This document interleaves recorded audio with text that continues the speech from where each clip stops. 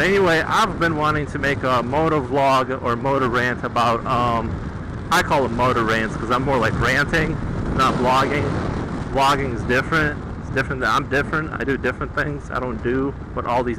And I was an installer as a subcontractor. So like, if you break it down, it goes something like you got your in-house guys who have like an 8-hour shift. They go home, whatever jobs they don't finish go down to the subcontractors, and then you know what I mean. So we get them, and then we get yelled at for it. But anyway, I'm not gonna try to complain. I'm not gonna complain, but let me tell you. I have some stories for you guys that I think you guys will find interesting. None of them have like a big like awesome moment of anything happening. They were just like they were either awkward or scary or just like it made me like lose faith in humanity type of stories.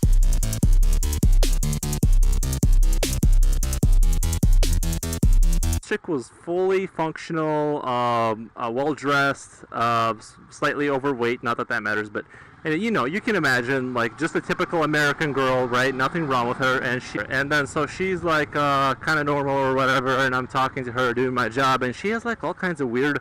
I start noticing she has like weird ass artwork on her walls, and like it starts to like creep me out because it's all like Van Gogh type shit, you know, like I don't know, people with like pieces missing, you know, like body parts missing, and then I took a closer look when I asked to go to the bathroom. In her bathroom, she had pictures framed. I don't know if it's related. I don't know, you know, if like where she got those pictures or whatever. Maybe she just pulled them off Google, but she had pictures from the perspective of the taint of male genitalia with the balls castrated, and she had like 3-4 of those in her bathroom, and then like maybe another couple above her like fireplace type looking thing, you know, on her pedestal, and she had them up there like trophies, like a hunter would you know, kill deer, or maybe like what do they call them, not sheep, but the ones that have big horns. She had basically them up there like there's some sort of souvenirs from her, you know, hunting. And like I don't know, like I said, I don't know, maybe she did it, maybe she was like a surgeon and she had to castrate these people. That you can't help but think that, but I don't know the truth. Maybe she just Googled that shit and she just likes to have it up there because she's like she needs a mental checkup or something. But you know, it just makes you like, that made me think more than any. They just made me like completely not wanna. It's honestly what cable is like it's a good way to get to like pretty good money, like not good money but pretty good money. But fuck, you gotta work like 90 hours like a week, or I did anyway, because I was slow as fuck. I was trying to do a good job, and when you do a good job you get scored by points, and if you run out of time and like you only get so many points, so you're basically making minimum wage. The only reason I got made as much money as I did was because I just worked like 90 hours a week, you know what I mean? Because I stayed at every job and actually tried to fix the problem instead of just switching the box out and having it burn out in 3 months.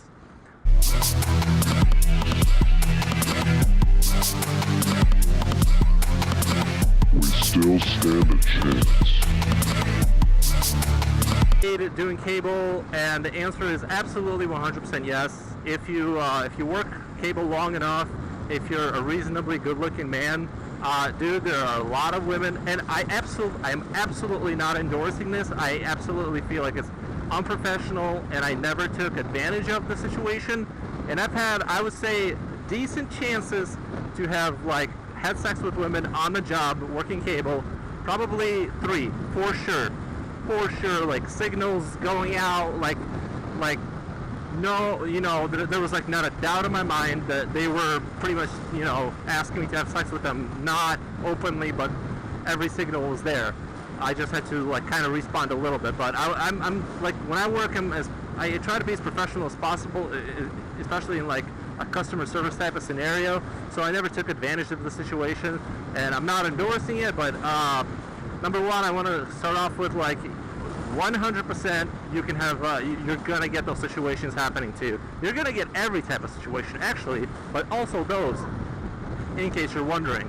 So I'll tell you the story. I went basically into this pretty nice house. The guy isn't there. There's 2 trucks. Now, I know the woman doesn't own the 2 trucks. I know she's not paying off 2 trucks. I know she's not paying for the house. I know she didn't make those kids by herself.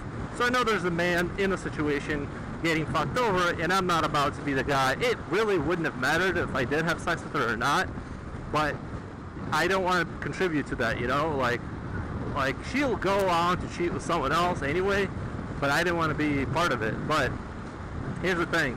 She I just know there's too many signs. There's got to be a man around that's working a lot because she has a lot of nice stuff. She's got 2 kids, you know, she didn't make them herself. Someone had to be there for that too. And it's like I go in there and she's basically like real impressed with me, asking, she seems real interested. Everything I do seems really impressive to her. She's just like the most interested in it, you know, that any woman has ever, like, in that short of a period has been into me, right? She's like, I would have moved a chair and she would have been like, oh my God, like, you must be real strong with, like, she did not have a southern accent. That's just the only one I can do. But she was like, oh my God, you can move chairs, you're drilling holes, and you know, oh my God, did you put that ladder up on there all by yourself? Oh man, you must be really strong. And then she found out, you know, I speak Russian, and she you know, she was all over it, you know.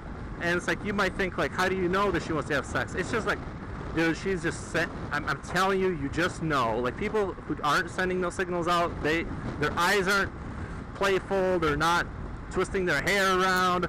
Her kids just disappeared. She left for a while. Her kids are gone. The grandma that was there, that she watches all of them, I guess. She's gone. Now it's just me and her basically praising me for everything I do. So, oh yeah, and the thing that kind of gave it away completely was she was like, oh, if you can't do the job now, I'm totally cool with you coming back later. If you want to come back when your shift is over and install all this equipment, and trust me, I wanted to install equipment into her, I really did. But I'm just not that type of person. Like, even if I did, like, even if I'm not dating, but I'm on the job and the job dictates not fucking customers, like, I don't break those rules. I want to be as professional as possible. So, like, I just can't do it, you know? So I didn't do it, I didn't take advantage, but yeah, she was like, trust me, I wanted to, but that's the whole story. Yeah, you absolutely will get those situations where you can get laid.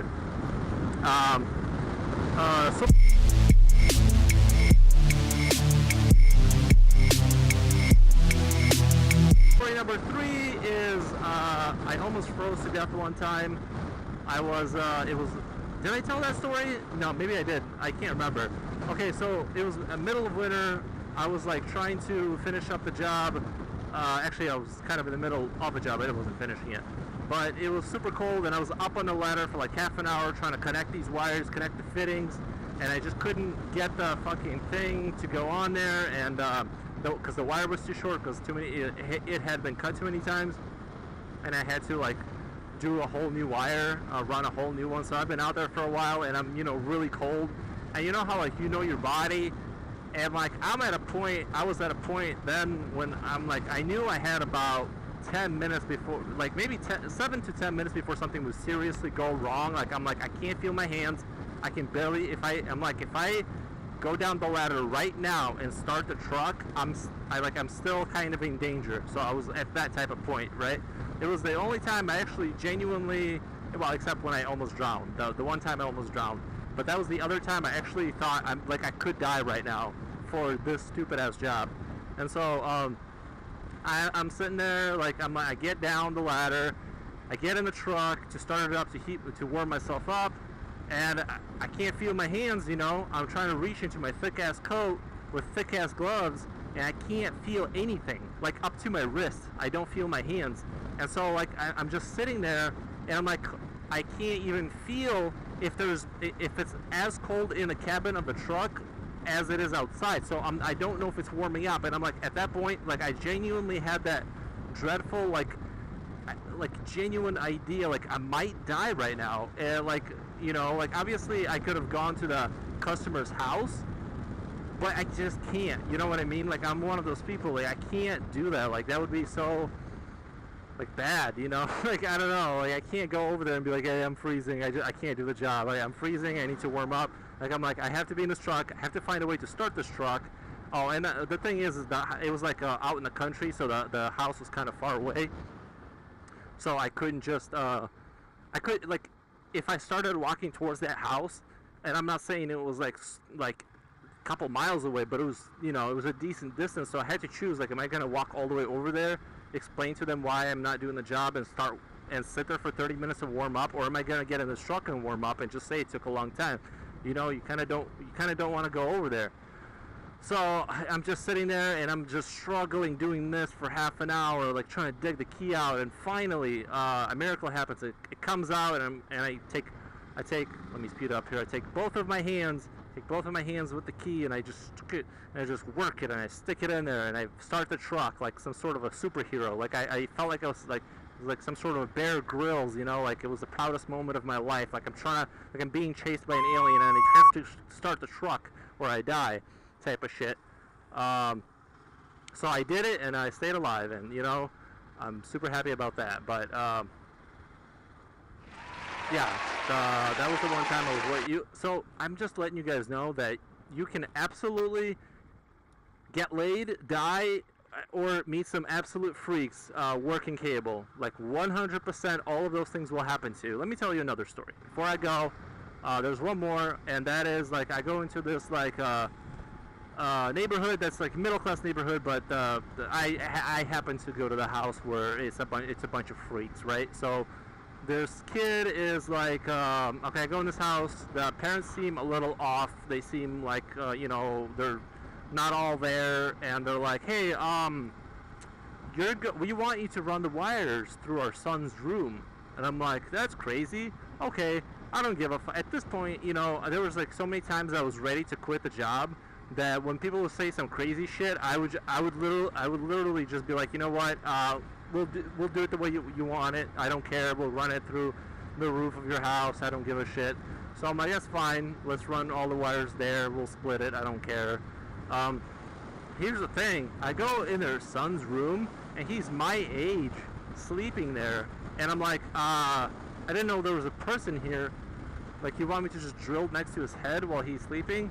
And he was like on drugs or something. So, like, the reason I say that is because I later found out like how crazy he was. Like, you don't know that while he's sleeping, but I'm like, I can't drill next to his head. He's gonna wake up. And then every time I would start, they're like, no, don't worry about it. He's like, he's so fucked. They told me, like, he's so fucked up. He's not even there right now, right?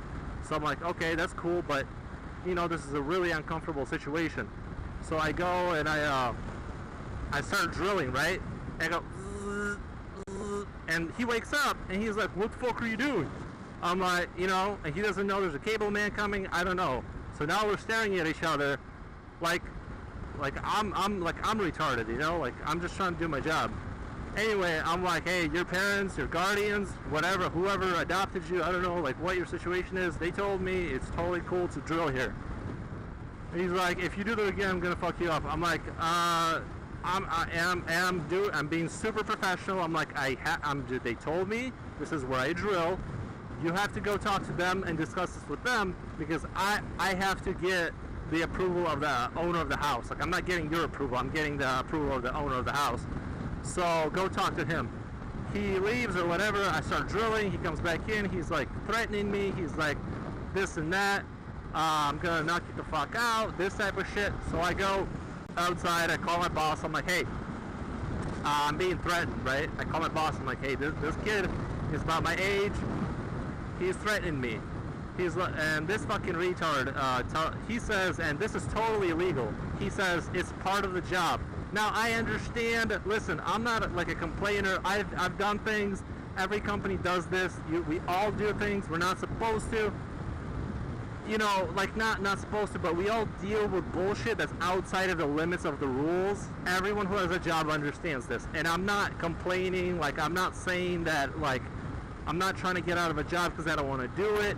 I'm just saying, I'm calling my boss, and I genuinely don't feel safe, because it's not that I couldn't beat the shit out of him. It's just that I also saw that he has like bullets, you know what I mean, on the floor of his bedroom. Like, they're just laying around, so he has a gun somewhere. Like, even if it's a 22 or whatever, I don't want to be shot. That's not part of my plan. I don't want to be shot. So, like, you know, it's a very uncomfortable situation. This is definitely when you would call your boss, when someone is threatening you and you see bullets on the ground, you would call your boss and be like, hey, I don't feel safe doing this job. You need to take me off this job. Threatening me, he's just like he's like walking around rooms like rapping to himself. Like, I don't know how to describe it. This kid is so crazy, it's unbelievable. And like, I don't even want to talk about it anymore. But basically, yeah, cable companies, they're all garbage, because like they do that type of shit, you know, like not only do they treat their customers really badly, you know, they also treat their employees and the installers really badly too. Like, I'm telling them, listen, this is not a safe situation, and they're like, yep, it's part of the job. Well, like, if you know, who do you think is going to be responsible if he pulls out a gun and shoots me? That type of shit. I should have just left. I should have right there. I should have quit. I should have been like, you know what? You're right. I'm gonna finish the job. Deleted their fucking app from my phone. Left their truck there. Got an Uber and went the fuck home and just been like, you know what? I'm not doing it, or something like that. But basically, yeah, those are the stories I have of cable.